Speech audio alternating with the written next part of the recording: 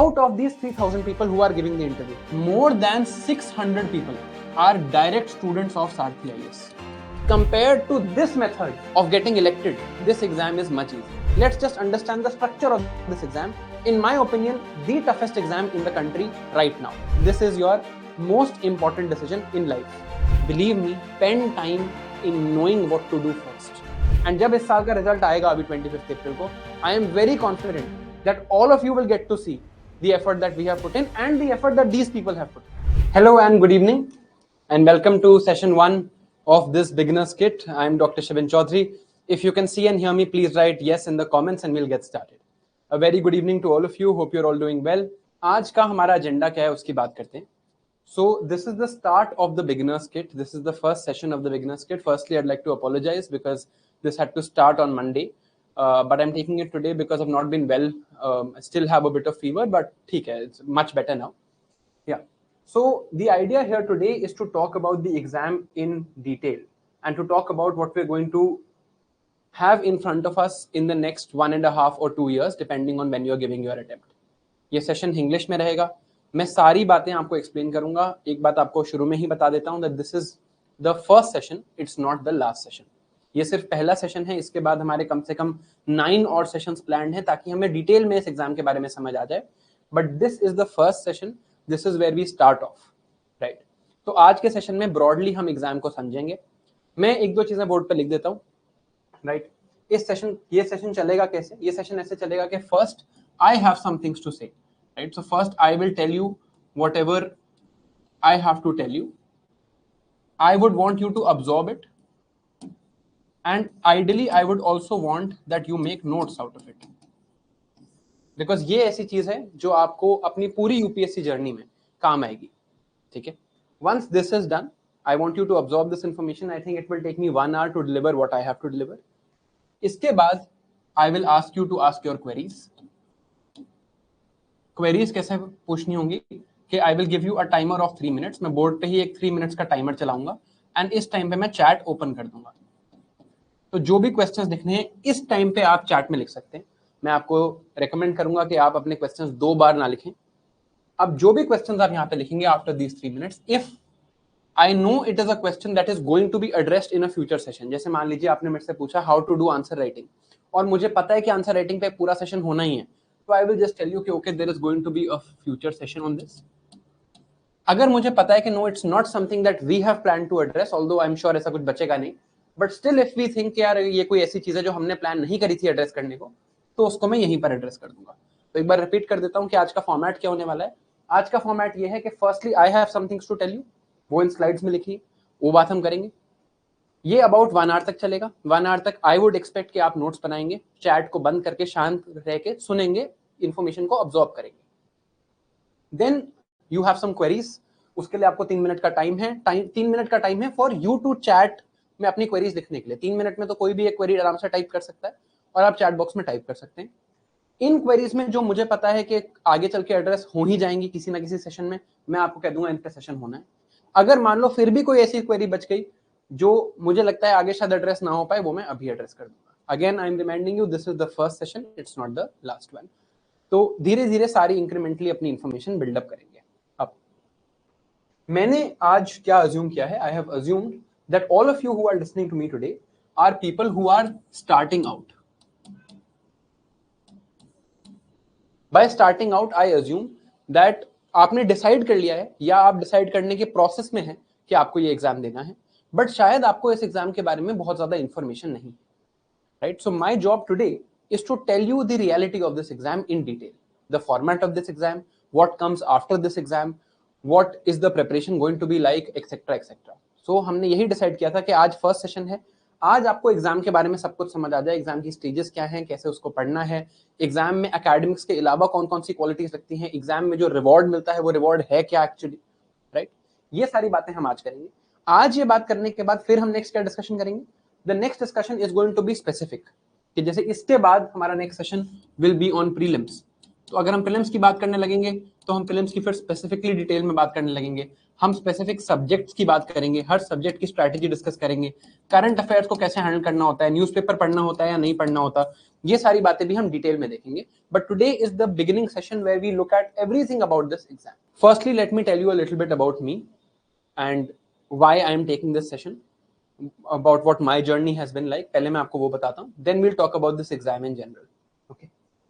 So I am Dr. Shivin Chaudhary. I did my MBBS from Maulana Azad Medical College in New Delhi. MBBS में घुसने के लिए एक exam होता है called NEET UG. NEET UG दिया था मैंने 2015 में, उस टाइम पे इसको AIPMT कहते थे. My all India rank in NEET UG 2015 was 70. ये देने के बाद, MBBS करने के बाद मैंने सोचा कि मुझे UPSC देना है. UPSC सिविल सर्विसेज एग्जाम में मैंने 2 अटेम्प्ट दिए हैं. पहला अटेम्प्ट दिया था 2021 में. 2021 में मेरा प्रीलिम्स हो गया था पर मेंस क्लियर नहीं हो पाया था. मैंने सेकेंड अटेम्प्ट दिया था अपना UPSC सिविल सर्विसेज एग्जाम में 2022 में. यहाँ पर मेरा प्रीलिम्स, मेंस, इंटरव्यू तीनों क्लियर हो गया था. मेरी रैंक आई थी 2022 में 297 and on the basis of this rank I was in the Indian Revenue Service Income Tax. This was my service. My official post was Assistant Commissioner of Income Tax. This was the post where I was working at, but I decided that I wanted to teach and hence I am here in front of you today. तो ये बात मैं आपको सिर्फ इसलिए बता रहा हूँ, since I have been through this journey myself, I can tell you what it feels like before you start preparing. क्योंकि कॉलेज में कहीं पे 2015 to 2020 मेरा कॉलेज था.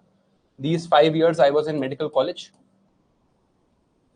इन मेडिकल कॉलेज के ईयर्स पे कहीं ना कहीं मैंने डिसाइड किया था समवेयर अराउंड 2018 आई डिसाइडेड कि हाँ मुझे ये एग्जाम देना है. और 2018 एंड में, आई थिंक दिसंबर 2018 में मैंने फॉर्मली कोचिंग ज्वाइन कर ली थी, राइट. फिर 2019 मेरे कॉलेज का फाइनल ईयर था. 2020 वाज द इंटर्नशिप ईयर. 1 साल की इंटर्नशिप होती है मेडिकल कॉलेजेस में. तो मैंने 2020 में कोविड ड्यूटीज करते हुए अपनी इंटर्नशिप निकाली है इन 2020. 2019 was my final year in college. Medical college में फाइनल ईयर बहुत टफ होता है, तो 2019 में मैं उतना नहीं पढ़ पाया. 2020 में कोविड की वजह से भी मैं उतना नहीं पढ़ पाया because I was doing Covid duties etcetera. But हाँ, थोड़ी बहुत प्रिपरेशन चल रही थी. फिर 2021 से I came to serious preparation. This was now my full time job. I was doing nothing else, only preparing for UPSC for these 2 years, and I got selected in 2022, and it was actually in March 2023. 2022 का exam चलता है तो पूरे 1 साल का cycle होता है, अभी आपको समझ आएगा. मार्च 2023 में ही मेरा इंटरव्यू हुआ था, and this is the rank I got in 2022. And then I went to Labasna. I went to National Academy of Direct Taxes. I underwent 9 months of training, but then I decided that I wanted to teach, and here I am. Right. So since I have been through this stage, I assume that you are all at this moment in this stage. जो मैं 2018-19 में कर रहा था, when I was just deciding कि हाँ मुझे exam देना है. मेरा गोल इमीडिएट नहीं था. मुझे पता था मैं 2020 में ग्रेजुएट करूंगा, तो मैं 2021 से पहले एग्जाम दे ही नहीं सकता हूँ. But I was just starting out, है ना. तो मैं अज्यूम कर रहा हूँ कि आप सब लोग इसी कैटेगरी में हैं अभी, जहां आपने सोच लिया है कि आपको एग्जाम देना है. मैं बताता हूँ मेरी यहाँ पर क्या कहानी थी. At this time, there was a senior in my college. His name was Dr. Anand Sharma. आप गूगल भी कर सकते हैं इनके बारे में. डॉक्टर आनंद शर्मा मुझे मिले इन 2018. उस टाइम पे डॉक्टर आनंद शर्मा सर जो थे वो IRS में ही थे. इन्होंने भी 2 अटेम्प्ट दिए थे और ये दोबारा अटेम्प्ट दे रहे थे. And in I think 2 years later or 1 year later, he got into the IAS. His all India rank was 62. So this individual met me at that time. Sorry, माफी, doctor Anand Sharma sir. This individual met me at that time, and sir ने मेरी बहुत help करी. Sir ने मेरी बहुत help करी during my college days. He I think cleared the exam in 2019. इस टाइम पे मैं कॉलेज में था, तो सर ने मेरी बहुत हेल्प करी, बहुत असिस्टेंस करी.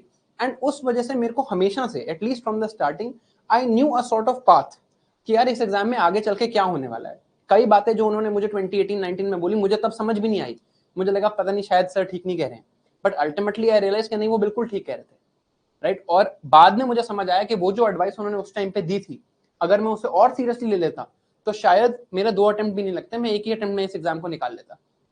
जो 2021 वाला ईयर था, जहां मेरा मींस नहीं हुआ, वो भी अवॉइड किया जा सकता था अगर मैं वो एडवाइस जो मुझे शुरू में मिली थी वो ढंग से ले लेता. So that is the idea here today. This entire beginners kit is made on this particular idea. The idea here is कि अभी आपको वो सारी बातें बता दी जाए इस एग्जाम के बारे में, ताकि आगे चल के आप ये ना हो कि you go down a wrong path. आप लोगों ने, मोस्ट लोगों ने मेरा यूट्यूब चैनल देखा होगा, तभी वहां से ही आप यहाँ आए होगे. मेरे यूट्यूब चैनल पे इस टाइम पे 3.9 लाख सब्सक्राइबर्स हैं. मैंने आज तक किसी यूट्यूब वीडियो में कभी नहीं बोला है कि चैनल को सब्सक्राइब करो, कभी भी नहीं, एक बार भी नहीं, और आप चेक कर सकते हो. तो जिसने वो डिसीजन लिया है वो खुद से लिया है, राइट. बट वो डिसीजन किसने क्यों लिया होगा? मुझे लगता है मेरे यूट्यूब चैनल पे मोस्टली लोग क्यों आते हैं कि पहले वो एक पाथ फॉलो कर रहे होते हैं, फिर उन्हें रियलाइज होता है कि नहीं, there is some mistake in my strategy, फिर उस मिस्टेक को करेक्ट करने के लिए वो मेरे यूट्यूब चैनल पे आते हैं, right. So most of the people I get to interact with और I get to talk to on my YouTube are people who have given 1 or 2 attempts. तो ये बिगिनर्स किट का आइडिया क्या था कि फर्स्ट डे से ही, from day 1 you should follow the right strategy. अगर आप डे 1 से राइट स्ट्रेटजी फॉलो करोगे तो आपको कोर्स करेक्शन करने की जरूरत पड़ेगी ही नहीं, right.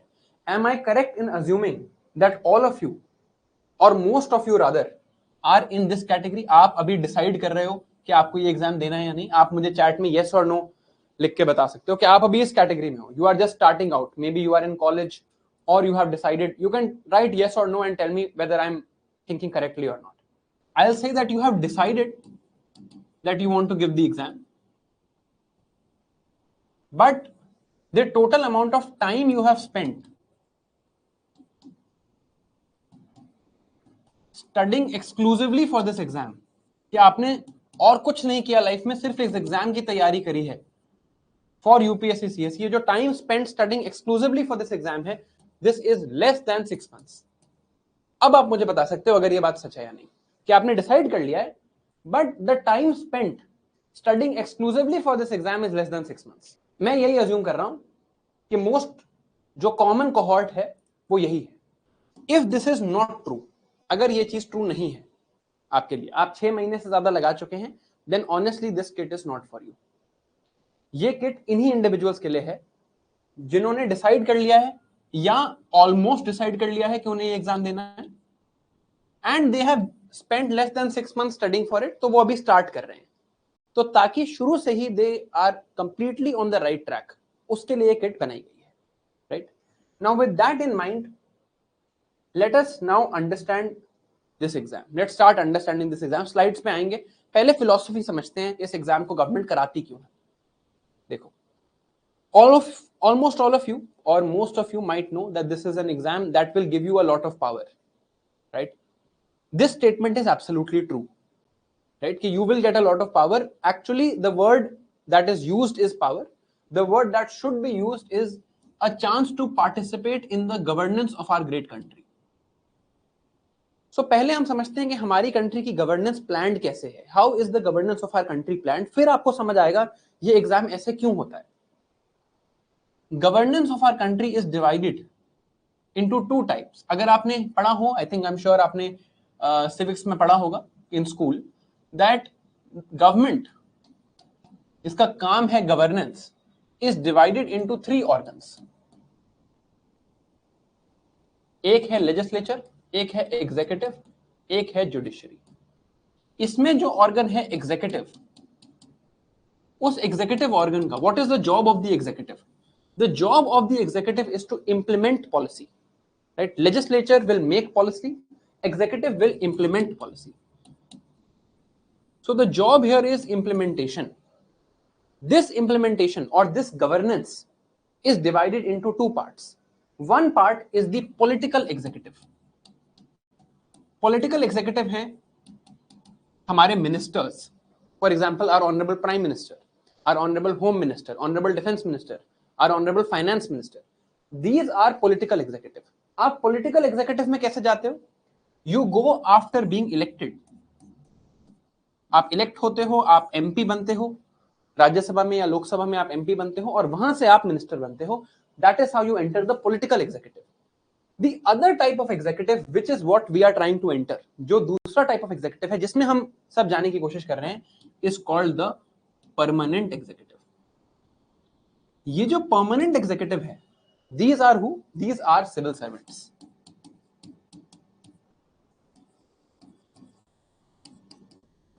So let us now look at the beauty of this system. और ये चीज मैं चाहूंगा कि आप लिखो ताकि आपको हमेशा याद रहे कि आप किस चीज को एम कर रहे हो। एक तरफ there is a set of people जिनको लोगों ने इलेक्ट किया है। So this political executive, this represents people's voice. They are the popular choice. जैसे हमारे प्राइम मिनिस्टर हैं, he has been elected with the massive mandate, right? His party or his alliance, the National Democratic Alliance NDA, has majority in the Lok Sabha, so people have chosen him to be our prime minister. तो हमारे जो honourable prime minister हैं, he is the people's voice, he is the popular choice, he is what everybody wants. अब ऐसा क्यों है? Why is the people's voice here? Because India is a democracy of the people, for the people, and by the people. So ultimately it is the people of India, us, the citizens of India, who are the ultimate supreme power. So the people of India have selected some people, have selected some representatives to become ministers. They are the political executive. Now, what is the problem here? In political executives के साथ problem क्या है? The problem is that they have good connections with the people. ऐसा नहीं है कि उन्हें लोगों की वो नहीं पता. They know what people want. They have been elected on that basis. They know कौन सी policies लोगों को चाहिए. But they might not be aware of certain technicalities and rules. अब ये technicalities and rules क्या हैं? Our constitution, our laws, our system of economy, the reality of our society, the laws and the rules that govern this great nation, इस बारे में शायद इनको थोड़ा कम पता हो. So, अब हमें क्या चाहिए? हमें चाहिए एक ऐसे सेट ऑफ लोग who are experts in this subject, जिनको ये सारी बातें बहुत डिटेल में पता हो. These are civil servants. So civil servants are people who are experts in the constitution, laws, economy, polity, history, geography of our country, and they are going to advise these political executives. So ultimately what will the system look like?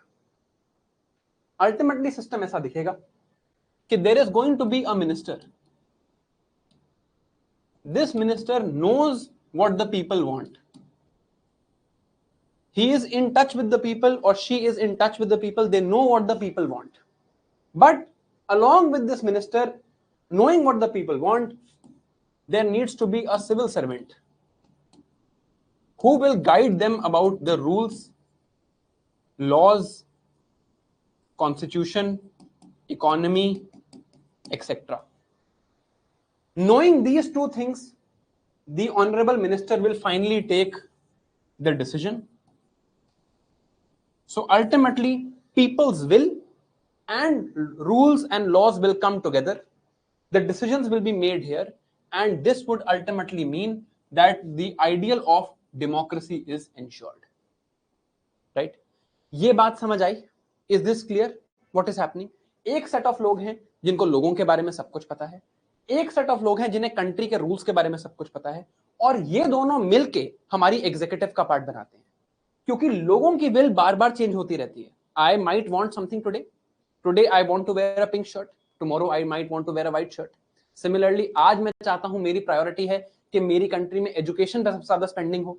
कल हो सकता है मेरी priority हो कि नहीं defence पे सबसे ज्यादा स्पेंडिंग हो. तो ये जो पॉलिटिकल एग्जीक्यूटिव है, इसके लिए बार बार इलेक्शंस होते हैं. हर 5 साल में हम लोगों से पूछते हैं आपको क्या चाहिए, आपको किस टाइप की पॉलिसीज चाहिए. बट रूल्स, लॉज, इकोनॉमी और economic history, society, geography, history of our country, the reality of our country, the way this country is to be governed, this thing does not change.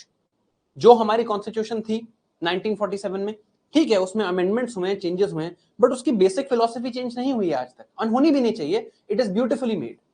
ये चीजें change नहीं होती, तो इसके लिए we want a permanent set of people. इसके लिए हमें एक परमानेंट एग्जीक्यूटिव चाहिए. This are civil servants. This is how this country is governed. अब आपको समझ आएगा ये एग्जाम ऐसा क्यों है, because this is the underlying philosophy behind it. Is this clear to you? ये बात समझ आ रही है? Just to repeat in English for people who don't understand Hindi, what I was saying was there is a set of people who are the political executive, who are the ministers, who are elected every 5 years and whose job is to enforce the will of the people. Then there is a set of people called civil servants who are experts in our constitution, our laws, our economy, our geography, our history, who will then give advice to these ministers. And together, civil servants and ministers will take decisions that are in the best interest of the country, leading to best governance of our democracy. This is the idea. Now, keeping this in mind, we are aiming for this. हम चाह रहे हैं यहां जाना. This is what we are aiming for. So हमें क्या बनना होगा? What would we have to be to get into this system? First, we need to realize that this exam is the easiest way to enter the governance structure of our country. Now you will think this exam is not easy. Of course, this exam is not easy. But compared to this method of getting elected, this exam is much easy. Much easier than getting elected. Elect होने से, election लड़ने से ये exam निकालना बहुत आसान है. कह सकता हूं क्योंकि मैंने खुद एग्जाम निकाला है, राइट?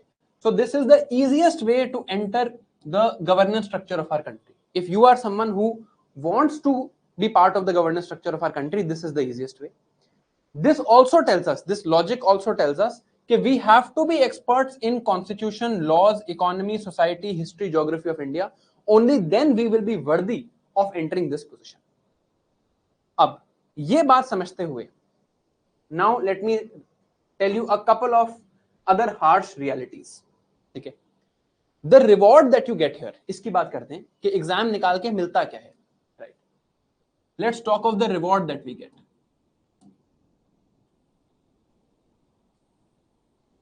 Right?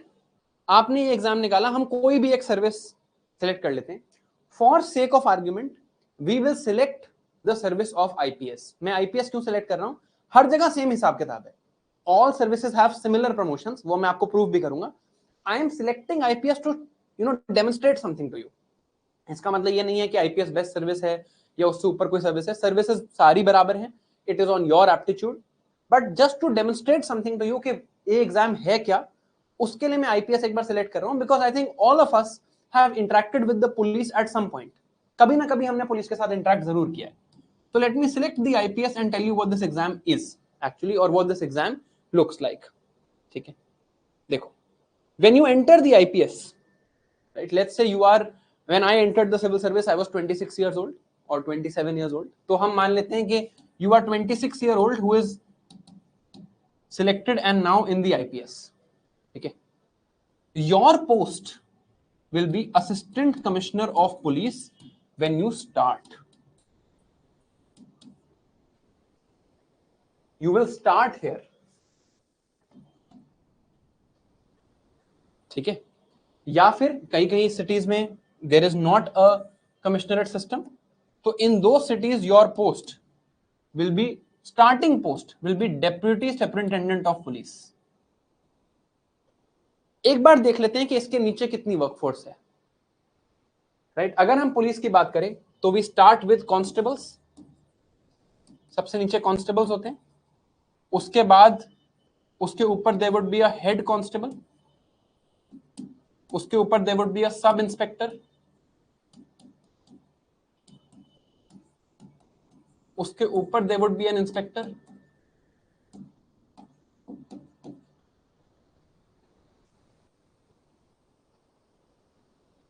इन इंस्पेक्टर साहब के ऊपर फिर होंगे कोई डीएसपी. डीएसपी साहब के ऊपर होंगे SP. somebody who enters the services, government service enter करने के तो बहुत तरीके हैं. आप सब इंस्पेक्टर का भी पेपर दे सकते हो. somebody who enters the service here will take 20 years to get here. 20 years अगर सब कुछ सही चलता रहा तो, if everything goes well, they get promoted on time, their record is good, everything goes well, you enter here, you will reach here in 20 years. If you enter here, you will probably never reach here, or even if you reach, might take 40 years.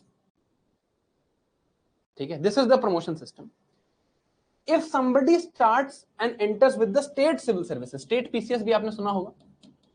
If you enter with the state PCS, you also enter here. तो आपको लगेगा ये तो बराबर सी बात हो गई. तो अब let us now demonstrate why this exam is special and why any service with these 3 or 4 letters, IPS, IRS, IFS, IAS, why these services are special. क्योंकि अब इसके ऊपर का ग्राफ बना लेते हैं थोड़ा सा, right. So we know DSP के नीचे क्या है, डीएसपी के ऊपर का ग्राफ बना लेते हैं,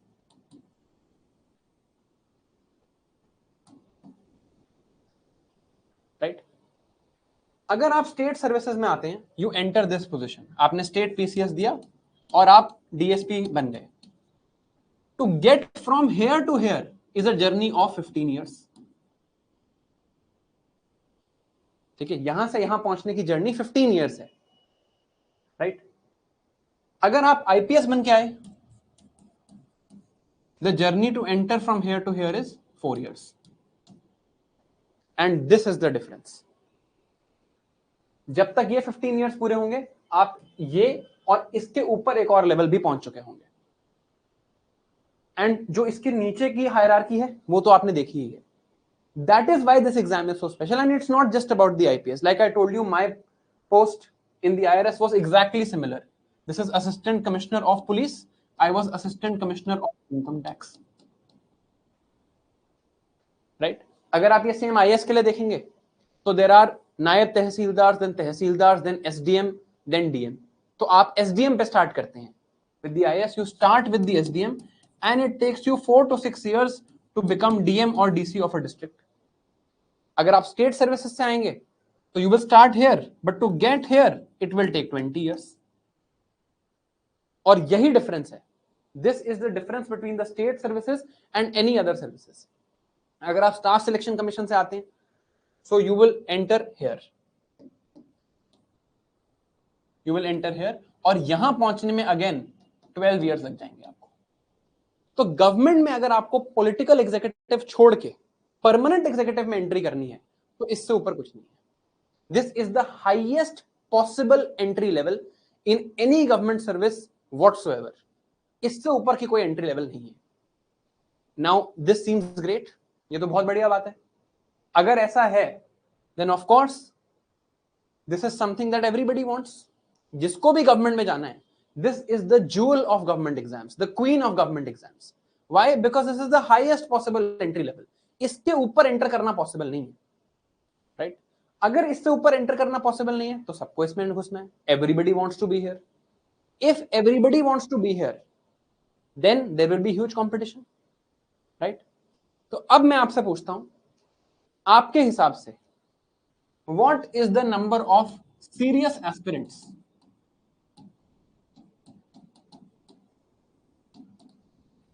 who are giving this exam? ये चैट ऑन करूंगा मैं अभी। पहले मैं इस वर्ड को डिफाइन कर देता हूं, right?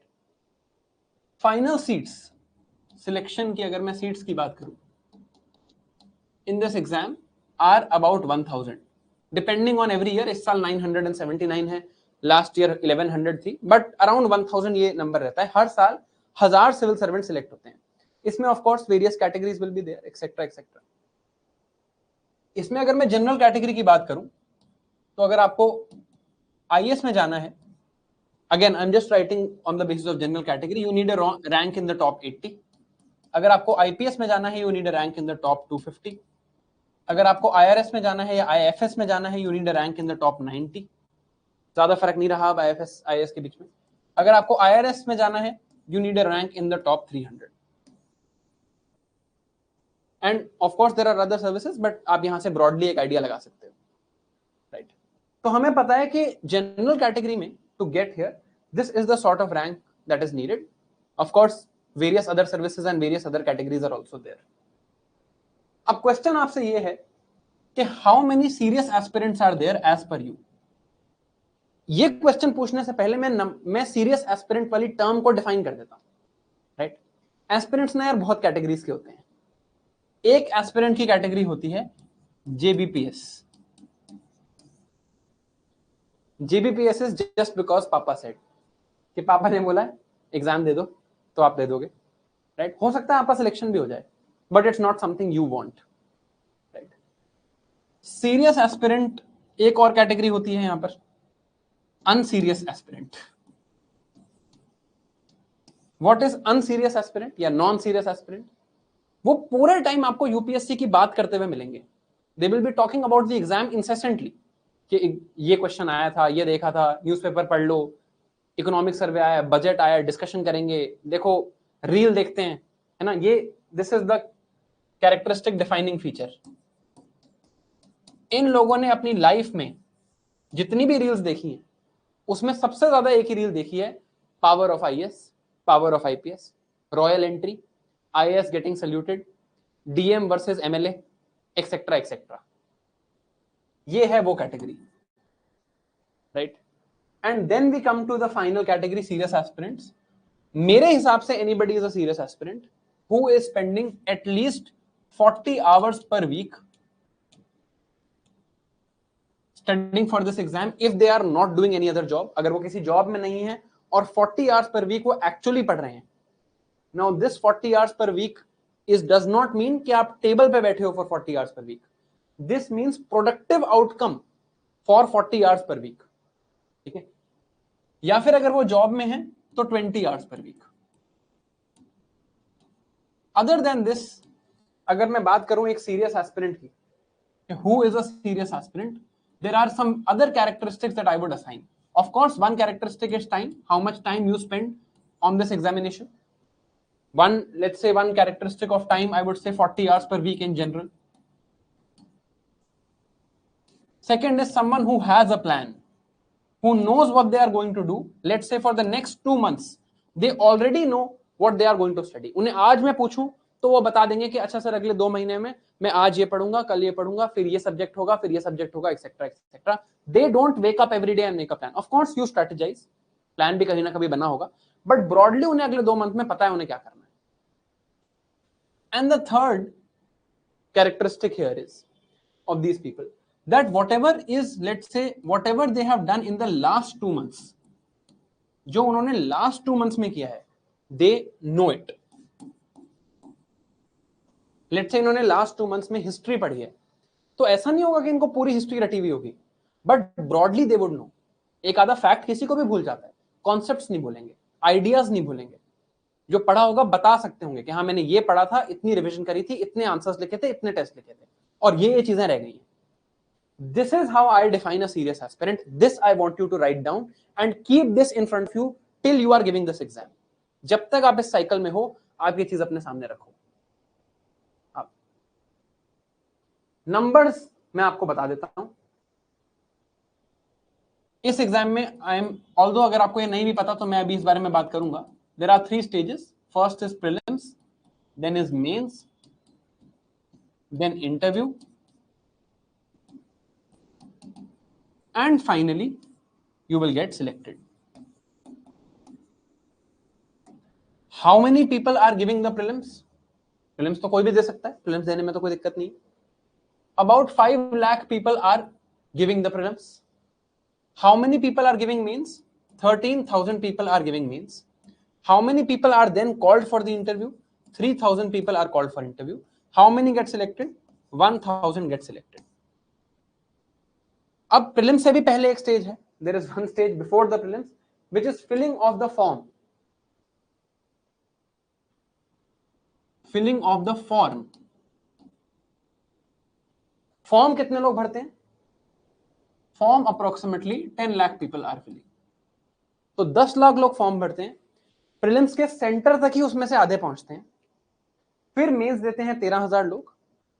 And this is of course you clear the prelims, then you can give the mains. So 13,000 people are clearing prelims, 3,000 people are clearing mains, and out of the 3,000 who are then giving the interview, 1,000 get finally selected. Question आपसे ये है कि आपके हिसाब से serious aspirants कितने हैं इस रेस में? ये सारे नंबर्स मैंने आपको बता दिए। serious aspirants आपके हिसाब से कितने हैं in this race? This is my question to you.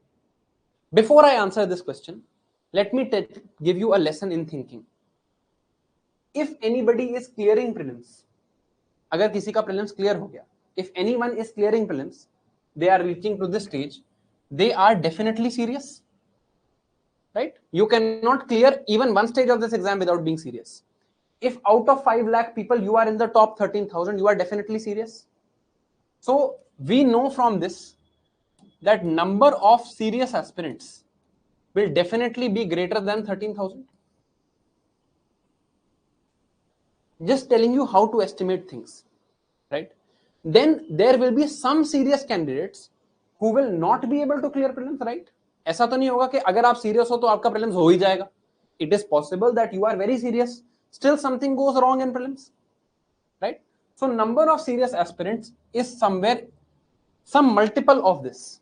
My estimate, as far as the number of aspirants I have met, my estimate is this number is 40,000.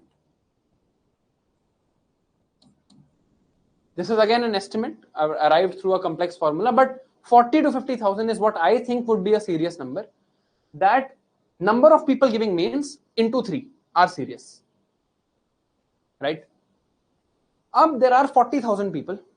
Ultimately, there are 40,000 people, and there are 1,000 seats, right? एक बात मैं आपको बता देता हूं. First challenge and probably the biggest challenge of this exam is to first get in this 40,000. देखो यार, अगर आप इस 40,000 में नहीं हो, if you are not in this 40,000, you don't have a chance. You do not have a chance of making it, right? You have to get to these 40,000 first. So firstly, we must achieve this. Once we achieve this, then we have this idea that yes, now we have a chance, now we can get somewhere in this list, right? So this is the first thing we have to achieve. 40 hours per week of dedicated study, and minimum next 2 months का plan सामने होना चाहिए at all times, right? इस beginners kit में, in this beginners kit, we will design a plan for you for 2026 and 2027 separately, so you don't need to worry, right? I will design the plan for you, तो आपको उसकी tension लेने की जरूरत नहीं है. Plan is on me, okay? But this is the first idea, right? Till here are things clear? Till here is everything understood? Now I'll tell you what we are going to discuss. The next thing we are going to discuss is, now we are going to discuss the exam. We're actually going to discuss the exam, and we're going to look at the exam. We're going to look at the 3 stages: prelims, mains and interview. I will tell you my experiences and what is needed. ठीक है, अब हम ये discuss करेंगे.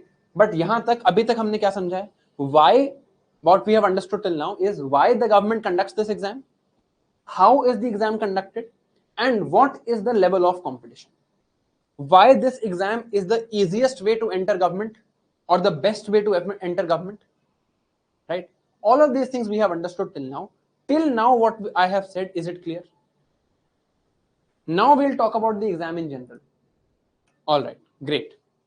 Most of you are saying yes, so I will move on now. And now we'll talk about the exam in general. Actually, exam होता कैसे है? What is prelims, mains, interview? कैसे exam होता है? इसकी बात करते हैं. Let us now understand components. We have prelims first.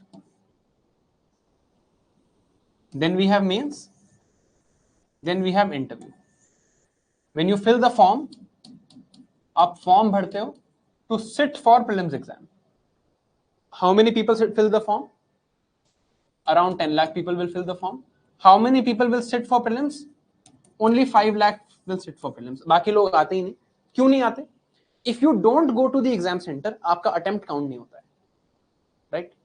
So पहले एक बार attempts की भी बात कर लेते हैं. How many attempts are available? मैं जनरल कैटेगरी की बात करूंगा. You can adjust this accordingly. General category में there are a number of 6 total attempts are allowed.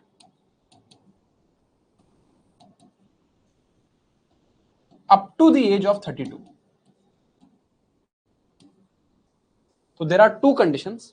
आप मैक्सिमम 6 बार एग्जाम दे सकते हैं जनरल कैटेगरी में, और 32 की एज से कम ही दे सकते हैं. Till you are 32 years you can give this exam. So if you are 31 years today, you can only give the exam once.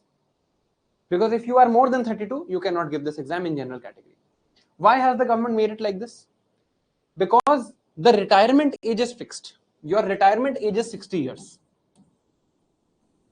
So government says that someone who is entering should at least stay in the service for 28 years. Right? Only then it's worth it. So up to 32 years, 6 total attempts. Right? In my opinion, having cleared this exam and having met a lot of people, having been to Labasna and met a lot of people who have cleared this exam, in my opinion, you need at best 3 good attempts. I am not talking of exceptional cases here, but if you are giving 3 good attempts क्या होते हैं उसकी बात करेंगे. If you are giving 3 good attempts, you should make it, right? If you have the caliber in 3 good attempts, you will at least see it. You will at least get to the interview stage in 3 good attempts, if you have the caliber to make it and if you have studied properly. ठीक है? That being said, अब लोग क्यों नहीं जाते prelims का exam देने? You fill the form, 10 lakh people fill the form, and you don't go to the prelims hall. You on the day of prelims आप घर बैठते हो, you stay at home, you don't go to the hall. Your attempt is not counted. I'll repeat, your attempt is not counted if you don't go to the prelims hall. That is why lot of people fill the form, but only 5 lakh people go to the actual hall. And this is from the UPSC annual report. I am not making these figures up myself. We know that 5 lakh people are going to sit for prelims exam. Let us now understand the components of this exam in detail and understand what every stage of this exam is like and what is needed for every stage. Right? Firstly, let's talk of prelims.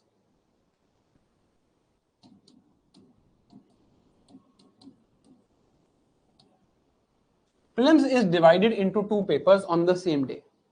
Same day पे 2 papers होंगे. इस साल prelims is on 25th May. So just to give you an idea of the timeline, this year prelims is on 25th May 2025.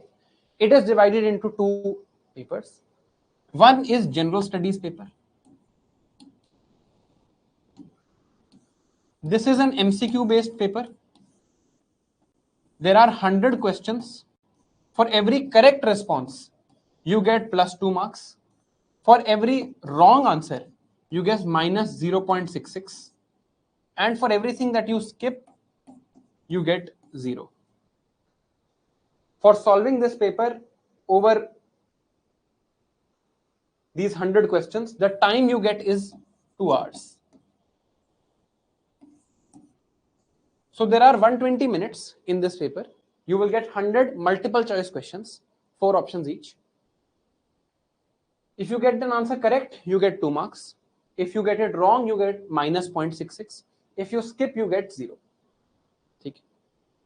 The other paper is called Civil Services Aptitude Test, CSAT.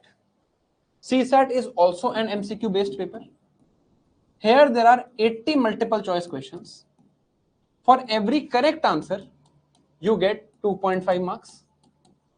For every wrong answer, you get again minus 1/3 negative marking, 1/3 of 2.5, right? So I'm sure you can understand the number is somewhere around 0.8 etc. But it is calculated as minus 1/3 into 2.5. For everything that you skip, you get 0. Now, maximum marks possible. Here, what will be maximum marks possible? 100 into 2. You get all questions right. Maximum marks possible here is 200 marks. Maximum marks here will be 80 into 2.5. Again, maximum marks here will be 200.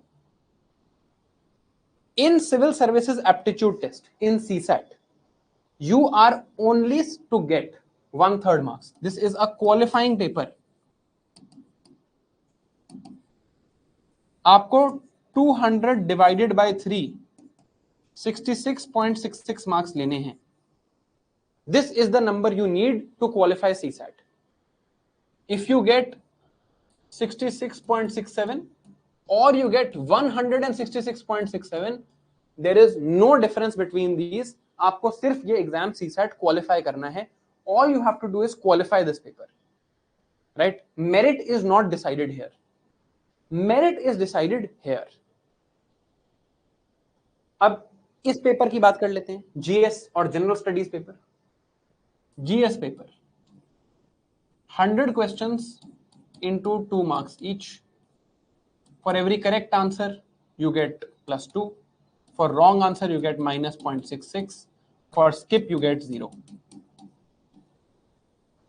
अगर आपका CSAT qualify हो गया, if you are qualifying the CSAT examination, you are qualifying this, then we will be considered here. So I'll tell you how the structure is made. Let's say this is the total number of people who are giving the exam. This is total 5 lakh people who came and gave prelims. Out of these, let's say 1 lakh could not clear CSAT. तो ये तो बाहर हो गए. अब Now how many are left? 4 lakh are left.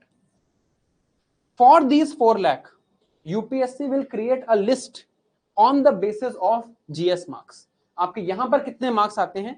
Out of 200. Let's say somebody gets 70 out of 200. Let's say, right? ऐसे आपके जो भी मार्क्स यहां बनते हैं, उसके बेसिस पे UPSC creates a list. Please listen to this carefully. You will understand once and for all कि prelims में cut off कैसे decide होता है.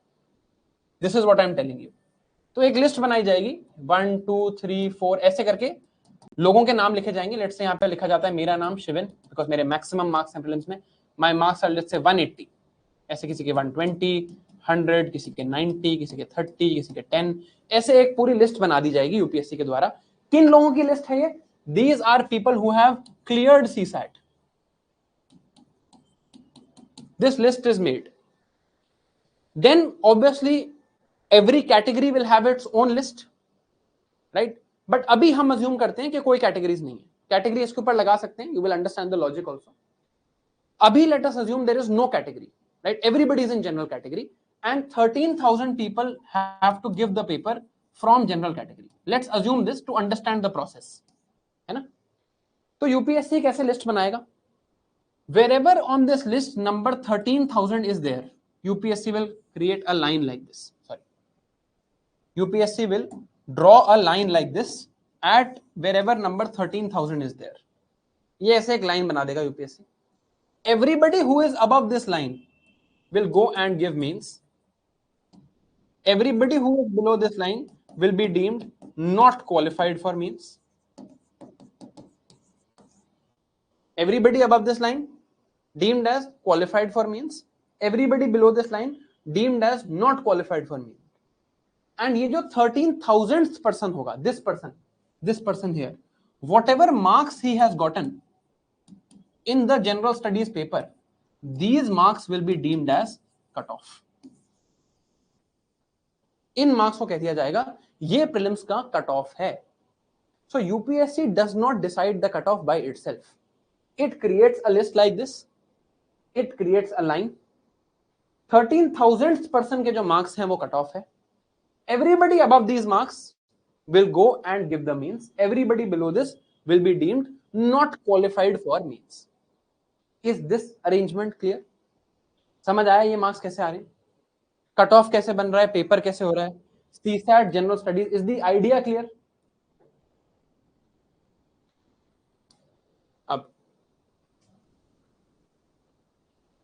now how did this number of 13,000 come? This is how many people will give means. How many people should I select for means? This is the question. This number is actually number of vacancies that year. Vacancies is कितने लोग मुझे finally civil services में select करने हैं. Number of vacancies into 13 is equal to number of people who will appear in mains examination.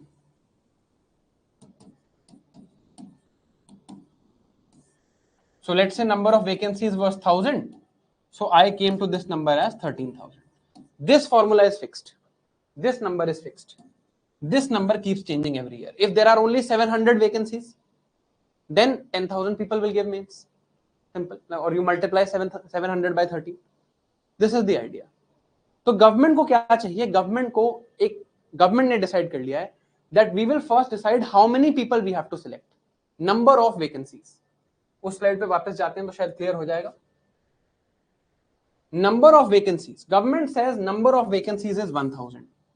How many people government will invite for means government will invite 13,000 people. If government is going to invite 13,000 people, how is government going to decide which 13,000 to invite for means? Government is going to say, okay, allow everyone to give prelims. सब लोग prelims देंगे. Everyone will give prelims. इसमें से if remove people who could not clear CSAT, then on the basis of GS, we will take top 13,000 people. Simple. Top 13,000 we will take. Top 13,000 people on the basis of GS. We'll first remove everyone जिसका CSAT नहीं हुआ. जिनका CSAT हो गया, CSAT clear होने का मतलब, clearing CSAT means getting 66.66 out of 200. For everyone who could get this marks, we will take top 13,000 on the basis of GS paper for mains.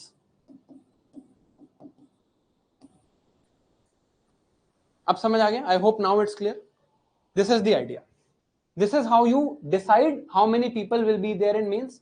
Why 13,000? It's 13 into number of vacancies. This is the process that's happening in the background. Up. Prelims was completely MCQ based test. Prelims is completely MCQ based. Right? Both ये भी MCQ paper है, ये भी MCQ paper है. It is completely MCQ based test. ठीक है. अब आगे हैं, नेक्स्ट स्टेज क्या है? मेंस. मेंस इज, देखो मैंने ना अपनी लाइफ में बहुत कंपैरेटिव एग्जाम्स दिए हैं. मेरे टाइम पे नीट का पेपर अब होता है एंट्रेंस में, मेडिकल में. तब AIPMT होता था और एम्स का पेपर अलग, जिपमर का पेपर अलग, मणिपाल का पेपर अलग. So I gave the AIMS paper, my rank was 115, in Manipal rank 117, in JIPMER 140. So I have given a lot of competitive exams in my life, and I am fortunate to say that I have cleared all of them. There is no competitive exam that I have given and I have not cleared. Even NSTSC Olympiads I have given. I was ranked 2 in NSTSC in 2008. Okay. I think this paper, this mains paper, is the most difficult exam I have given in my life. Out of all the competitive exams I've given, medical entrance, AIMS entrance, prelims, interview, ये सबसे difficult है. This is also the only one at which I have failed even once. In 2021, I failed in the mains. ये मेरे हिसाब से India का toughest exam है. ये है actually इंडिया का toughest exam. UPSC तो है ही इंडिया का toughest exam, there's no doubt about it. But it is this that makes it the toughest exam. ठीक है? इस एग्जाम का स्ट्रक्चर समझते हैं, बस स्ट्रक्चर. ठीक है? फिर हम सब्जेक्ट्स हैं उस पे आएंगे. Let's just understand the structure of this exam. In my opinion the toughest exam in the country right now. What is the structure of this exam? This exam is of 9 papers. 9 papers. 7 papers which are counted in merit. Please listen to this carefully.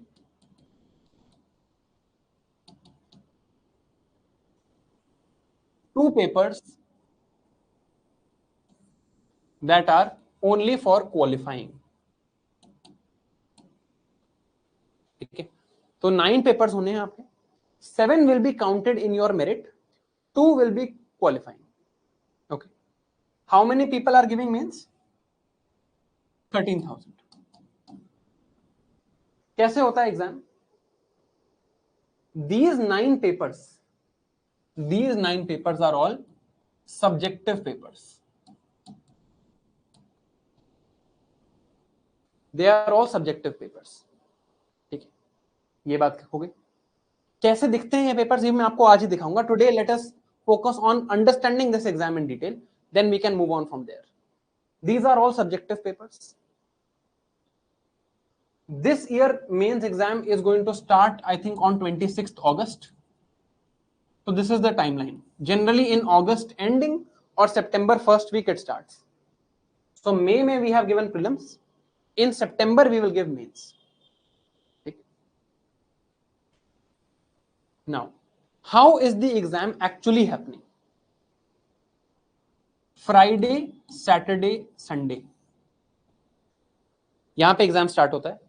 Then there are from Monday, Tuesday, Wednesday, Thursday, Friday, ये 5 दिन break होता है. And then again on Saturday and Sunday there is going to be some papers. तो Friday को होता है first paper, paper of essay. You have to write 2 essays of 125 marks each. Essay यहां पर होता है. अभी सिर्फ स्ट्रक्चर की बात कर रहे हैं, डिटेल में देखूंगा. Everything will look at in detail. Saturday को होता है GS1 और GS2. संडे को होता है GS3 और GS4. एक दिन में 2 पेपर होते हैं बिल्कुल. बीच में सिर्फ 2 आवर्स का गैप मिलता है. आप सुबह एक पेपर देके आते हो, 2 आवर्स का गैप मिलता है, फिर एक और पेपर देना आपने 3 घंटे का. GS3, GS4. सैटरडे को फिर 2 पेपर होते हैं, One is English, one is any Indian language of your choice. Saturday. Then there is Sunday. Sunday को there are again two papers, optional paper 1, optional paper 2. अब ध्यान से सुनना please, listen to this very carefully because a lot of things have to be understood here, so please understand this carefully. Friday, Saturday, Sunday start हुआ, let's say this is 25th August, started here. Friday, Saturday, Sunday 3 papers, 5 days break, no paper in these 5 days. Then Saturday, Sunday 2 more papers, so total 9 papers are going to happen. Everything that is written on the board in yellow, जो भी papers yellow में लिखे हैं, in yellow, whatever is written in yellow, these 7 papers that are written in yellow, these are of 250 marks each, and you get 3 hours to solve these papers. They are subjective papers, and total marks are then 1750, 250 into 7. तो mains में ये 7 paper हैं जो merit में count होते हैं, जिनसे आपकी मेरिट डिसाइड होती है, जिनसे आपका सिलेक्शन डिसाइड होगा, अभी पता चलेगा ये. These marks decide your selection. These 2 papers that are written in purple, and you can pick any Indian language. For example, I picked Hindi. आप कोई भी Indian language pick कर सकते हो of your state. I picked Hindi. You can pick Marathi, Kannada, Assamese, whatever you want. है ना? English and Indian language paper. These 2 papers are of 300 marks. Again, they are merely qualifying. They are merely qualifying. You just have to qualify them. You have to get here 75 marks out of 300. आपके 76 आए, 176 आए, 276 आए, कोई फर्क नहीं पड़ता. आपको बस 75 से ऊपर लाने हैं. You just need to be over 75 in these 2. In all the other 7, your merit will be counted. Okay. Broadly, I know there are a lot of questions that we still have to answer, lot of things we still have to understand, but broadly is it clear? 9 papers, एक weekend पे 5 paper, next weekend पे 4 paper, 5 papers on the first weekend, 4 papers on the second weekend. 7 papers that are written in yellow get counted in the merit. These yellow written 7 papers are 250 marks each, 3 hours each. 250 into 7 is 1750. Your score in the mains exam is out of 1750. There are 2 qualifying papers, one English, one Indian language. These are 300 marks each. You just have to get 75 marks. You get 76, 176, 276, doesn't matter. 75 के ऊपर होना है. Qualify these and score in these 7. Is this broadly clear? Good. अब इनको समझते हैं. Now let's understand this further. These papers, ये जो एक में दो पेपर हो रहे हैं, the gap between 2 papers is only 2 hours. So morning is 9 to 12, evening paper is 2 to 5. So just 2 hours gap is there. That is why it is the toughest exam. तो अब क्या होगा? We know that 13,000 people are giving mains. They are giving mains. They are giving this subjective paper. Subjective means question answer form paper, right? Subjective paper दे रहे हैं. अब देखो, from these 13,000 we will select the best 3,000. Best 3,000 कैसे select करेंगे? How will we select the best 3,000? Best 3,000 on the basis of this combined score of these 7 papers. So we will take the scores of 7 papers. 7 papers का score लेंगे. Essay, GS1, GS2, GS is general studies, GS3, GS4, optional paper 1, optional paper 2. इन 7 में आपका मिला के your combined score out of 1750, this will be seen, and the best 3,000 will then be called for civil services personality test or interview. Then people who are called for civil services interview, they will have a 30-minute interview. मेरा interview 35 minutes चला था. Broadly, it is 30 minutes. 30 minutes interview with 5 senior civil servants and other senior people in the government. Person who took my interview, who was the chairman. तो आपके सामने एक 5 लोगों का board होता है. The chairman of my board was Lieutenant General Raj Shukla sir. So senior people from the civil services, from military, from government, vice chancellors of universities, ये लोग आते हैं आपका इंटरव्यू लेने. This interview is out of 275 marks. 275 marks का interview होता है. So how is the merit decided now? Finally, your result will be counted like this. What you got in means, आपके means में कितने marks आए and आपके interview में कितने marks आए, they will be added together. 1750 plus 275, maximum marks are 2025. So out of 2025, whatever marks you get, जो भी आपके marks हैं, out of 2025, on the basis of this, your rank is decided. This rank will then decide your service. समझ आया? पहले हमने prelims लिया. First we took an MCQ prelims based paper.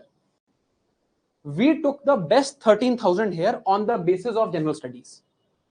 You just have to clear this exam. Best 13,000 in general studies, we'll take them.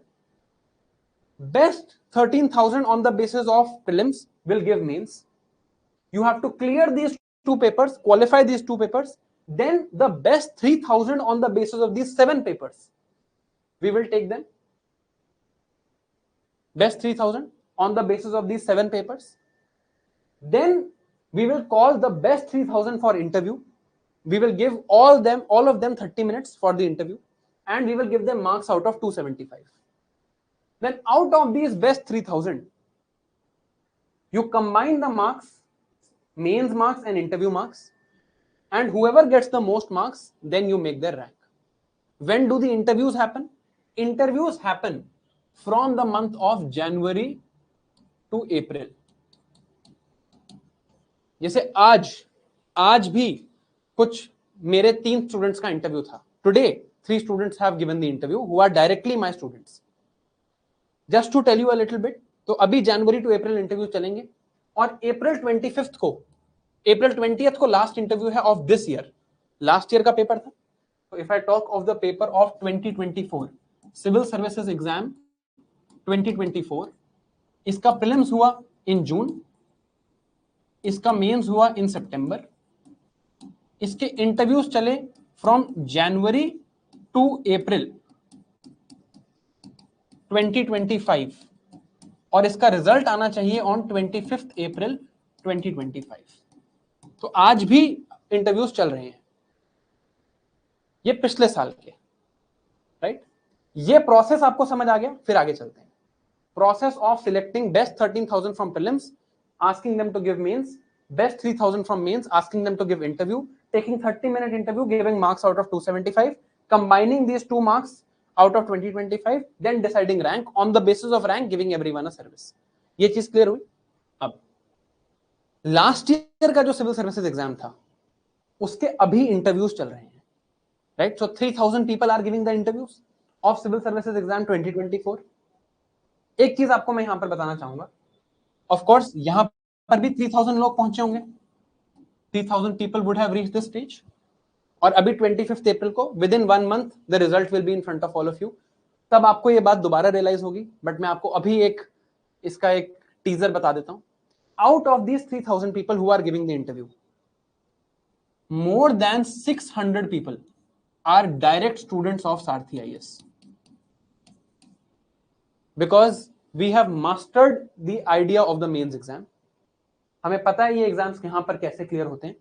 तो ये जो interview stage पे अभी 600 लोग, 3,000 लोग इंटरव्यू दे रहे हैं, out of the 3,000 people who are giving the interview in these days, in these months, more than 600 are Sarthi IAS students, and when the result comes out, you will see this materializing. This is the effort that we have put in. See, we are a new institute, right? It's not, I have cleared the exam recently. Mudit Jain sir will be taking your sessions. Mudit Jain sir has cleared this exam 3 times. Twice he was in the IPS, once in the IRS. उनकी ranks आई हैं 222, 209 and 173. 3 times उन्होंने इस exam को clear किया है. I have cleared this exam. Varun sir has given interview to this exam 2 times. And we have worked very hard to get an outcome like this. And जब इस साल का result आएगा अभी 25th April को, I am very confident that all of you will get to see the effort that we have put in and the effort that these people have put in. हमारे side से तो effort रहा ही है, of course इनकी मेहनत हमसे बहुत बहुत ज्यादा है. मुझे ये लगता है कि इस एग्जाम को क्लियर करने के लिए any teacher, any institute can only help you maximum to a idea of 10%. 90% मेहनत आपकी है, मे बी 85% मेहनत आपकी है और 5% लक है. लक का कोई कुछ नहीं कर सकता, बट जो हमारा 10% था, I think we have done a good job and that is why this number is there. And जब इस साल का रिजल्ट आएगा, then again this will materialise. Anyway, this is the whole process. तो एक बार पूरी प्रोसेस को मैं बोर्ड पे समराइज कर देता हूं और आप मेरे साथ लिखो, ताकि एटलीस्ट हम आज ये बात मान लें कि हमें इस एग्जाम की पूरी प्रोसेस समझ आ गई है, इफ नॉट एनीथिंग एल्स. ठीक, सबसे पहले होगा हमारा प्रीलिम्स एग्जाम. प्लीज मेरे साथ साथ लिखना, ताकि आगे आपको इस चीज में डाउट ना आए. Today is the first session, at least we should understand the exam fully. ठीक है, अभी तक सही है सब कुछ? I will write everything is fine till now. Okay, now let's again write a summary. Then what I will do is I will show you the papers. मैं आपको पेपर्स दिखाऊंगा, एक्चुअल पेपर्स दिखाऊंगा. अभी prelims has 2 papers, general studies MCQ paper, CSAT, or rather let me write this in a different color, CSAT qualifying paper, and this is again MCQ paper. From the prelims we will take best 13,000. Best 13,000 will give the mains exam. In the mains exam we are going to have one essay paper, general studies paper 1, general studies paper 2, general studies paper 3, general studies paper 4, optional paper 1, optional paper 2. All of these are going to be subjective. 250 marks each, 3 hours each, right? So we will see a total score of 1750 marks. There will be 2 qualifying papers here also. English, I'm writing here, English and Indian language. Qualifying papers 300 marks, 3 hours each, subjective. This is going to be our mains exam.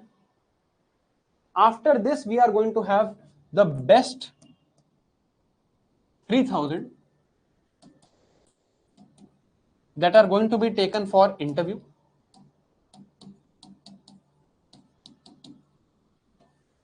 Interview will be of 30 minutes.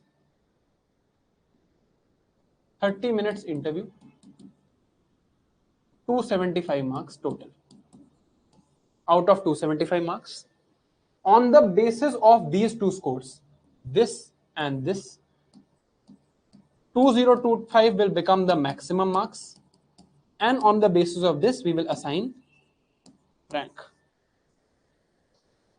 आप लोगों ने, I hope now the entire process is now written in front of you on the board. This is what this exam is. To get into the government of this country, you have to master each of these steps. ठीक है, अब I hope आपने लिख लिया. Have you written this? अब now let me tell you some shocking story. अब इन marks की बात करते हैं और अब मेरी बात करते हैं. मैं आपको अपने मार्क्स दिखाता हूं. Now let me tell you a shocking story. जब आपको समझ आएगा कि why am I saying this is the most difficult exam. Format तो किसी भी एग्जाम का डिफिकल्ट हो सकता है, right? Now let me tell you what this exam is actually like. Rank is calculated, or final selection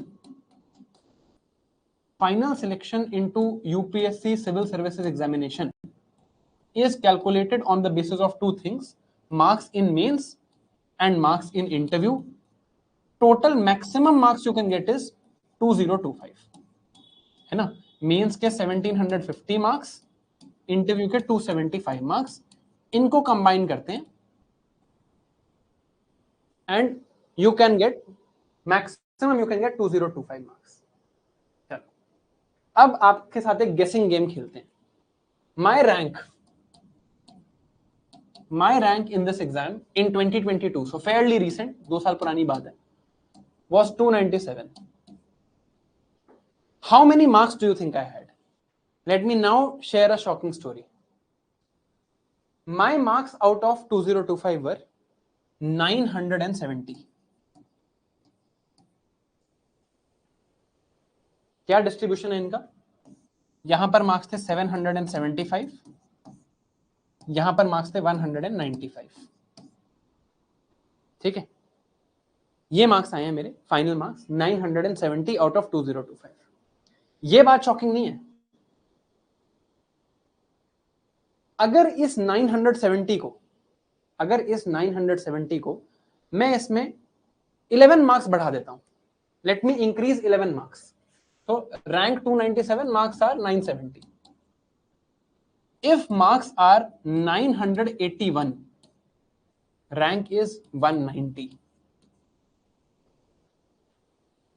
First shocking thing, if marks are 981, 11 marks बढ़ाए हैं मैंने बस, just 11 marks, तो 981. अब 7 पेपर यहां है, यहां एक इंटरव्यू है, 11 मार्क्स तो कुछ नहीं है. एक क्वेश्चन यहां 10 मार्क्स का होता है, राइट? 15 मार्क्स के भी क्वेश्चन होते हैं, 20 मार्क्स के भी क्वेश्चन होते हैं. 11 marks is not such a big deal. You increase 11 marks, I get to 190 and I could have gone into the IPS. ये भी शॉकिंग नहीं है. शॉकिंग क्या है वो मैं आप बताऊंगा. Let me reduce 11 marks. मैं अपने 11 नंबर कम कर लेता हूं. If my marks were 959, 11 marks less than this, अगर 959 मार्क्स होते तो मैं सिलेक्ट ही नहीं होता. I would have no rank. मैं बाहर हो जाता लिस्ट से. This is why it is the toughest exam in the country. Every mark matters. Every small mark matters. एक नंबर ज्यादा, एक number come, every mark matters. This is why this is the toughest exam. अब क्या करते हैं? Now we have already discussed a lot of things. I hope आपको थोड़ा सा फॉर्मेट क्लियर हो. Broadly, just broadly, let us look at the syllabus of these papers. मैं आपको बता देता हूं ये बिगनर्स की तब आगे कैसे चलेगी. Today, now let me tell you the syllabus of these exams. Prelims का सिलेबस क्या है, उसमें जनरल स्टडीज और सीसेट का सिलेबस क्या है, जो यूपीएससी की ऑफिशियल नोटिफिकेशन है उससे ही देखेंगे. आपको भी मैं कहूंगा, थोड़ा होमवर्क दूंगा to read the official notification. We look at the syllabus of each of these papers, what is the actual syllabus. Then we will have strategy sessions for each particular heading of the syllabus, because यहां पर कोई one size fit all approach नहीं है कि आपने एक चीज करी और सारे पेपर वैसे ही पढ़ने, वैसा नहीं है. For every particular paper there has to be a different strategy, so we will understand that in subsequent sessions. but एक बार हम broadly syllabus देख लेते हैं. इस चीज को याद रखते हैं. यहां से स्टार्ट करते हैं. Let's start from here. यहां सिलेबस क्या है? This is general studies paper, prelims exam, 2 parts, general studies and CSAT, civil services aptitude test. general studies का पेपर का सिलेबस देखते हैं. अब देखो, ये यूपीएससी की नोटिफिकेशन है. आज आप सबको मैं कहूंगा, गूगल यूपीएससी नोटिफिकेशन 2025. इस डॉक्यूमेंट में सारा सिलेबस डिटेल में जो जो बातें मैंने आपको बताई हैं, all of them are written here. So at least once go through it. 170 page की नोटिफिकेशन है, पूरी आपको पढ़ने की जरूरत नहीं है. जहां ये वाला पार्ट है, सिलेबस वाला पार्ट है, उसको पढ़ लेना. यूपीएससी नोटिफिकेशन 2025, उसके बेसिस पे सिलेबस क्या है ऑफ जनरल स्टडीज. कहां पर हैं हम अभी? We are here. We are looking at this, इसका सिलेबस देख रहे हैं। इसका सिलेबस क्या है? Current events of national and international importance, so current affairs. अगर आप नहीं भी पढ़ पा रहे हैं तो I will read everything that's written. So current affairs, then history of India and Indian national movement, so history, Indian and world geography, physical, social, economic geography of India and the world, so geography. Indian polity and governance, constitution, political system, panchayati raj, public policy, rights issues, etc. So we call this subject polity.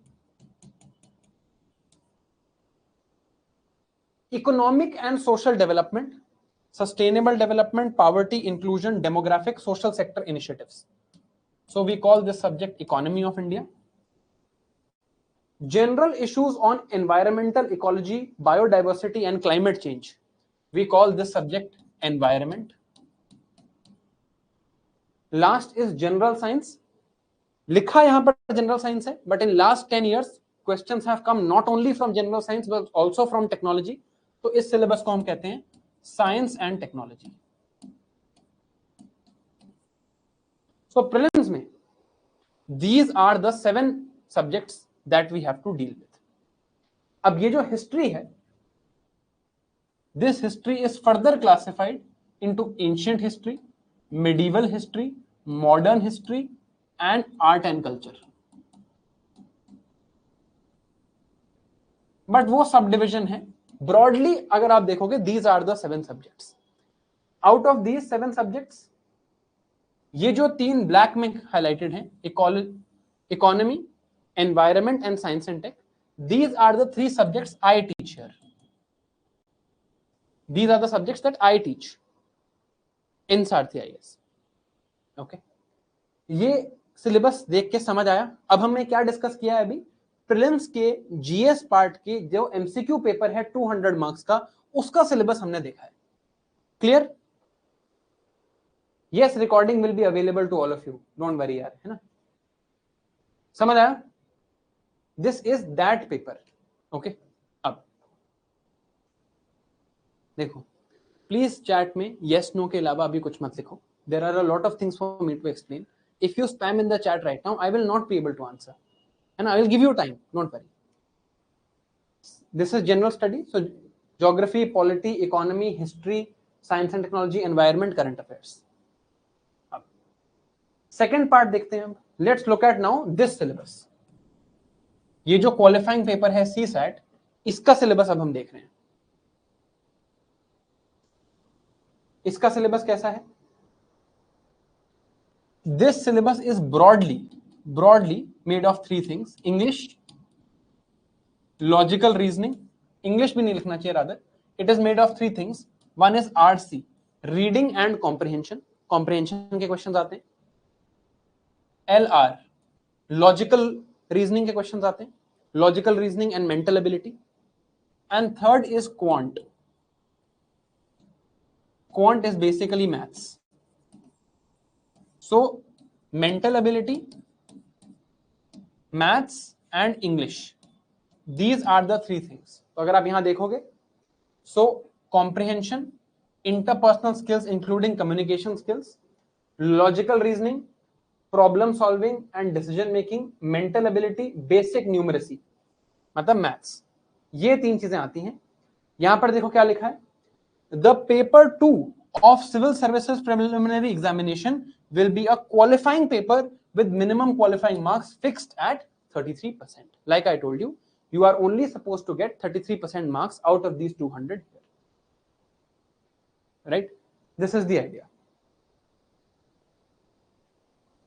ठीक है? Clear?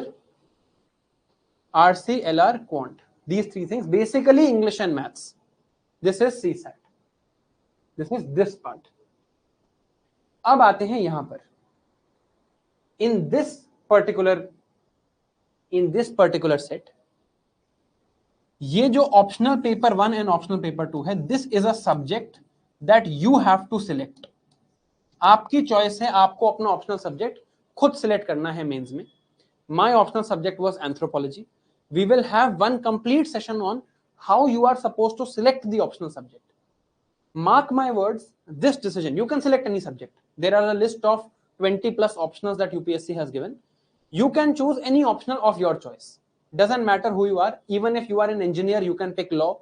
Even if you are a lawyer, you can pick medical science. Even if you are a doctor, you can pick anthropology. आप कोई भी subject pick कर सकते हो, कोई किसी पे कोई restriction नहीं है. Does not have to be your graduation subject, can be any subject. There is a whole list and we will have a complete session on how you are supposed to pick this subject. In your life, the most important decision you will take is the choice of your spouse, who you choose to marry. The second most important decision will be this. Okay, so at least in your UPSC journey, this will be your most important decision, unless you choose to get married with someone who is in this particular space only. But academically speaking, at least this is your most important decision in life. Okay, so this decision has to be taken carefully. ये decision कैसे लेना है, इस पे एक पूरा 2 घंटे का सेशन प्लान्ड है, तो इस पे बात वहां करेंगे. बाकी पेपर्स हैं essay, GS1, GS2, GS3, GS4. These are general studies paper. This is essay paper. Up. If we look at the mains papers, so there is one paper of essay. अब आपको लग रहा होगा कि essay paper शायद आसान हो. Essay में we have to write 2 essays. Both essays are 125 marks each. So total 250 marks.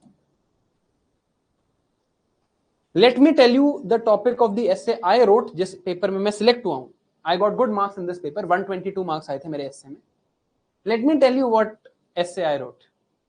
और किस टाइप के टॉपिक्स होते हैं. You cannot step into the same river twice. This was my essay topic. इस पे आपको लिखना है 125 मार्क्स का essay, 10 pages long. ठीक है, डिफिकल्ट नहीं है, लिखा जाता है. आपको सिखाया, जहां पर मुदत सर ऐसे पढ़ाते हैं जिन्होंने एग्जाम 3 बार निकाला है. It's not going to be difficult. Okay, but I am just telling you that now if you have decided to give this exam, your time should be spent on research, not on reels. It should be spent with books, not on Instagram. It should be spent on your study table and not with your phone, because this is not going to be very easy also. And that is why there are very few serious aspirants. ठीक है, आपको यहां पर भी इसी session में दिख जाएगा. अभी अब मैं इसमें डाउट्स के लिए पूछूंगा लोगों से, the type of doubts people will ask, उससे ही आपको दिख जाएगा कौन सीरियस है और कौन नहीं है. Right, you must be serious. तो I am talking to you. You have to be serious now अगर आपको एग्जाम निकालना है. आगे देखते हैं. 4 जनरल स्टडीज के पेपर हैं. General studies 1 is history, geography and society. तो हिस्ट्री ज्योग्राफी तो प्रीलिम्स में भी था. एक और पेपर है यहां पर सोसाइटी, तो एक और नया सब्जेक्ट आ गया. जनरल स्टडीज 2 पॉलिटी, कॉन्स्टिट्यूशन, ये तो प्रीलिम्स में भी था. 1-2 और नए सब्जेक्ट्स आ गए, international relations, social justice and governance. General studies paper 3 science and technology, economy, environment and biodiversity, ये तो प्रीलिम्स में भी थे. 2 नए सब्जेक्ट आ गए, security and disaster management. Security is security of India, issues like naxalism etcetera etcetera. Then there is general studies paper 4 ethics, integrity and aptitude. तो यहां पर एट सारथी आइए, since I teach science and technology, economy and environment, I also teach this paper, general studies paper 3. Makes sense since I was in the Indian Revenue Service. I understand the economy of India, and I am a doctor, so I also understand science and environment because they're very biology related. जैसे यहाँ पर ethics और essay मुदित Jain sir पढ़ाते हैं, who has been selected in this exam 3 times. He has worked in the civil service for 6 years. ये experience based papers हैं, and that is how we have structured things here. ये हैं हमारे broadly, अभी हम detail में नहीं देख रहे हैं. Broadly this is the syllabus of the mains exam. मैं अभी क्यों डिटेल में आपको नहीं दिखा रहा हूं, because it will be information overload. I understand you have just started out. Most लोगों की तो अटेंशन खत्म हो गई होगी, अब तक 1 घंटे से ज्यादा हो गया है ना. But broadly we will know the idea of this kit now is, the idea of this kit is that now for each of these subjects जो हमने यहां पर देखे, geography, polity, history, economy, science and tech, environment, disaster management, for each of these subjects we look at it in detail. There is a total of 19 subjects. अगर मैं सारे सब divisions भी काउंट कर लूं तो टोटल ऑफ 19 सब्जेक्ट्स. हमने क्या सोचा है कि जो भी टीचर्स ये सब्जेक्ट्स पढ़ाते हैं, they should come and talk about the subject in detail. For example, you will have a session with me on all the subjects that I teach. So in that session, I will talk to you about economy for this exam, economy for prelims, economy for mains. I will talk to you about science and tech for prelims, science and tech for mains. I will talk to you for environment that how we studied for prelims, how we studied for mains, what are the resources, what are the book lists, what should be the priority, what is their weightage, etc. etc. सारे subjects के लिए detail में हम ये बात इस kit में करने वाले हैं. So by the end of this kit there is nothing about this exam that you will not know. ठीक है, ब्रॉडली हमें समझ आया पेपर कैसे होता है. चलो अब मैं आपको पहले एक होमवर्क देता हूं. I will first give you a homework, और होमवर्क देने के बाद then I will take your questions. Homework क्या है? आज आपने जाना है, गूगल पे सर्च करना है यूपीएससी प्रीवियस ईयर पेपर्स.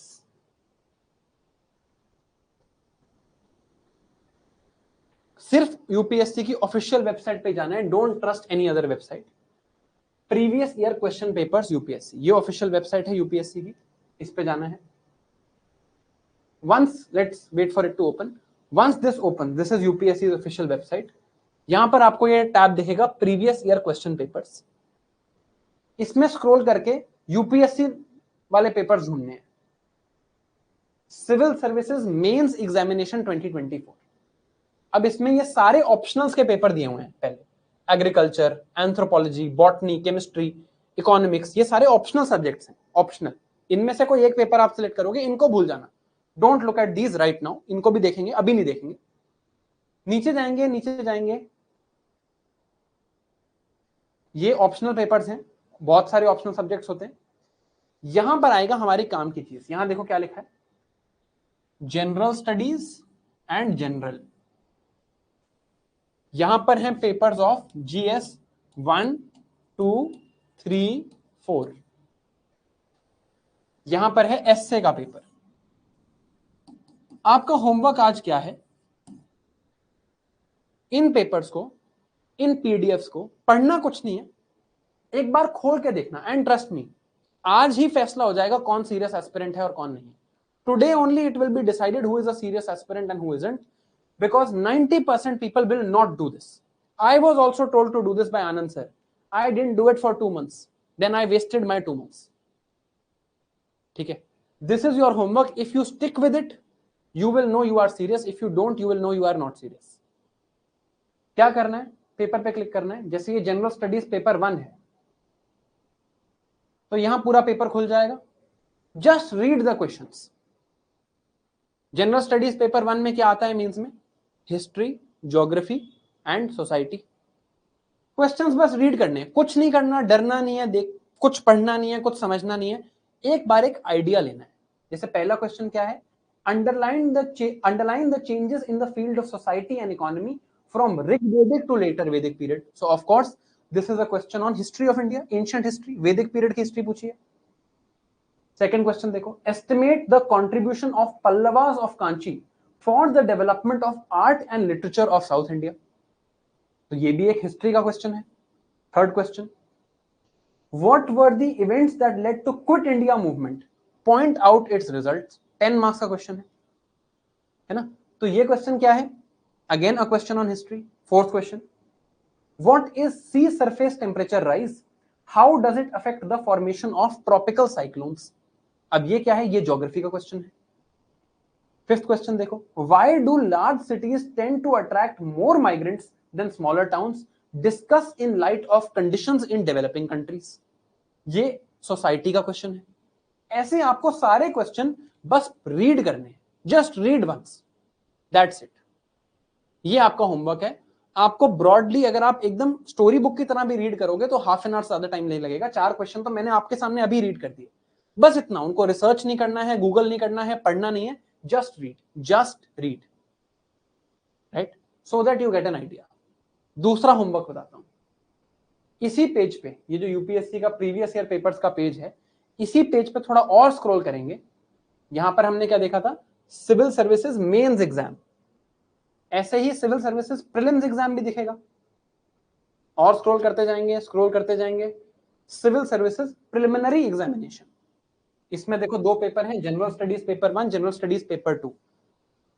मतलब एक पेपर है हमारा जीएस का, एक पेपर है हमारा सी सैट का, है ना। 200 मार्क्स के ये एमसीक्यू पेपर्स होंगे, इनको भी ओपन कर लेना है और इनको भी बस एक बार रीड करना है। इन दोनों को ओपन कर लेना है और इन दोनों को एक बार बस रीड करना है, ज्यादा कुछ नहीं देखना है। Don't need to look at the questions, don't try to solve the questions, just read the paper कि किस टाइप के क्वेश्चंस हैं उसमें। अभी ये खुल जाएगा, यहाँ पे मैं आपको दिखाऊंगा, एक दो क्वेश्चंस मैं आपको रीड करके दिखा दूंगा ताकि you know what I expect of you. Just read, nothing more, ठीक है। Let me see if this has opened. Yeah, maybe it'll take a bit of time.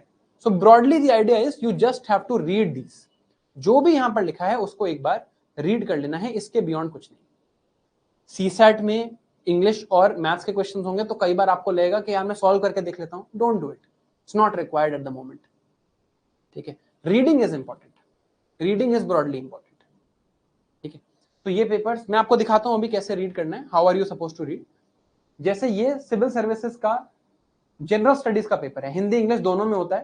पहला पेज यहां पर हिंदी में था, अब ये इंग्लिश में है। This is the first question. So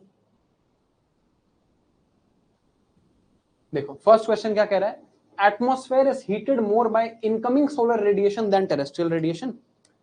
carbon dioxide and other green house gases in the atmosphere are good absorbers of long wave radiation. Geography का क्वेश्चन है, सॉल्व नहीं करना है, रीड करना है, पता तो चले एग्जाम होता कैसे है। सेकंड क्वेश्चन पढ़ो, thickness of troposphere at equator and equator में कन्वेक्शन। अगेन एटमॉस्फेयर के बारे में पूछ रहा है, ज्योग्राफी का क्वेश्चन है। ऐसे आप रीड करते जाओगे, आपको सारे सब्जेक्ट्स के क्वेश्चंस का एक आइडिया मिल जाएगा। जैसे ये एनवायरनमेंट का क्वेश्चन है, इट इज आस्किंग अबाउट पर फ्लोरो एल्काइल सब्सटेंसेस कि कहां यूज होते हैं एक्सेट्रा।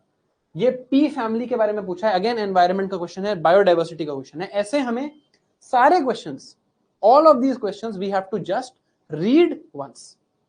Similarly, ये हमारा सीसैट का पेपर है, इसमें क्या होगा, कॉम्प्रिहेंशन होगा और मैथ्स होगा। तो देखो कॉम्प्रिहेंशन का पैसेज है, एक पैसेज है पूरा, फिर कुछ क्वेश्चंस दिए हुए हैं। What is the best logical and rational inference that can be made, इसी पैसेज के बेसिस पे हमें ये डिसाइड करना है। सेकंड क्वेश्चन भी है, what are the assumptions that have been made, ये पैसेज का क्वेश्चन है। सॉल्व मत करना, ये तो मन करेगा सॉल्व करने का, बेसिक जनरल नॉलेज है। Don't try to solve, just read, ताकि आपको एक आइडिया हो जाए, आपको बहुत नॉलेज हो जाएगी पेपर की। देखो जैसे ये मैथ्स का क्वेश्चन है, क्वेश्चन नंबर 9, किस टाइप के क्वेश्चन आते हैं, how many consecutive zeros are there at the end of the integer obtained in the product 1⁻2 into 2⁻4 ऐसे करके अप टू 25⁻50। टफ क्वेश्चन है, सॉल्व नहीं करना है, ट्रिक है इसको सॉल्व करने की, बता देंगे, don't worry, but at least read. जैसे ये क्वेश्चन देखो, certain number of men can complete a piece of work in 6K days where K is a natural number, by what percent should the number of men be increased so that work can be completed in 5K days, ये पूछा गया। तो again not that difficult, this is a fairly easy question, but again just read, don't try to solve. ये आपका आज का homework है। सो homework क्या है हमारा आज, our homework is general studies के मेंस के पेपर, एस्से का मेंस का पेपर, प्रीलिम्स का जनरल स्टडीज का पेपर, प्रीलिम्स में सीसैट का पेपर, इन सबको हमें एक बार रीड करना है। This will be a 2 hour process. 99.9% people will not do it. Everybody who does not do it will waste their time for the next 2 months. क्यों? क्योंकि आप पढ़ना स्टार्ट कर दोगे। मोस्ट पीपल आपने आसपास देखा होगा, उन्होंने भी ये काम नहीं किया है, and they have started reading, तो उन्हें समझ ही नहीं आता कि वो ठीक पढ़ रहे हैं नहीं पढ़ रहे, क्वेश्चन किस टाइप के आते हैं। ये पढ़ के आपको इतनी क्लैरिटी मिलेगी, इतनी समझ आएगी बात। अभी भी मैंने आपके सामने कुछ क्वेश्चंस पढ़े, did things not become a bit clear? जो ये एनिग्मा लग रहा था कि यार ये एग्जाम में इतने सारे स्टेप्स हैं, इतने सारे पेपर्स हैं, क्या होगा प्रीलिम्स मेंस में, एकदम से वो एनिग्मा डिबंक नहीं हो गया क्वेश्चंस देखते ही कि हाँ ऐसा कुछ बहुत मुश्किल नहीं है. If you are serious, if you are working hard, it's not that difficult to get through, right? And I can say that with confidence because I have made it and I've made people clear it. आपको serious होना है, निकालना मुश्किल काम नहीं है. अब आपको सीरियस होना है, ये कैसे चेक होगा? ये चेक होगा अगर आप ये काम करोगे. आप अभी देख लेना, जो यहां लोग बैठे हैं उसमें से मोस्ट लोग ये काम नहीं करेंगे, but if you do it, you know that you are serious. ये बात समझ आ गई? क्या करना है, होमवर्क आपका समझ आ गया. अब जिन लोगों को अभी तक की सारी बातें समझ आ गई हैं, right, I will not say anything more now. I think काफी इंफॉर्मेशन मैं आपको ऑलरेडी दे चुका हूं. So thank you for your time, thank you for being here. I hope आपको आज थोड़ी सी क्लैरिटी मिली हो एग्जाम के बारे में. There are still 9 more sessions to go. By the end of this kit, I can promise you that you will have no doubt as to any decision that you have to make in this exam. And people who are, for example, there are a lot of students of our foundation course also and asking questions here. अगर आप foundation course में हैं तो आपको ये करने की जरूरत नहीं है. जब ऑप्शनल का टाइम आएगा, you don't need to be here, right. अगर आप हमारे फाउंडेशन कोर्स में हैं, please don't be in this kit, please don't attend these sessions, right. अगर आपसे क्वेश्चंस पूछने के लिए कर रहे हैं, don't do it, because with you we have sessions planned anyway, right. आपकी जो प्रोग्रेस है वो तो हम वैसे ही ट्रैक कर रहे हैं ना यार, तो उसमें क्यों टेंशन ले रहे हो आप, right. And when you are in our foundation course, then these are things that we have general strategy things. ये आपको देखने की जरूरत नहीं है.